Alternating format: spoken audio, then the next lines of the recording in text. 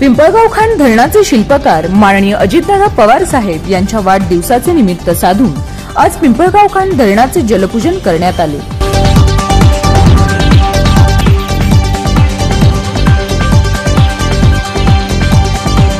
आमदार डॉक्टर किरण लहामटे साहेब व चेअरमन सीताराम पाटील गायकर साहेब यांच्या हस्ते जलपूजन सोहळा संपन्न झाला। वाढदिवस पहिल्यांदा सर्व या अकोले तालुक्यातील जनतेच्या वतीनं आदरणीय अजितदादा पवार साहेबांना मनापासून त्यांच्या दीर्घ आयुष्यासाठी त्यांच्या कार्यकिर्दीसाठी खूप साऱ्या शुभेच्छा देतो।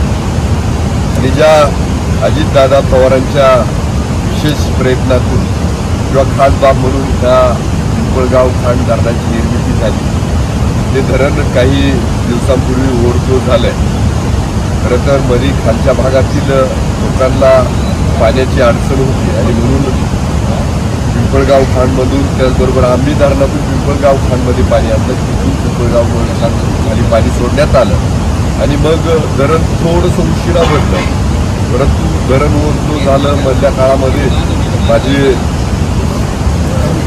अधिवेशन होतं आणि बराच काळ हा कामात व्यस्तता होती आणि मग आज खास बाब म्हणून आज विशेष आज अजितदादांचा वाढदिवस आहे आणि सगळ्यांनी आज जलपूजन करण्याचं ठरवलं।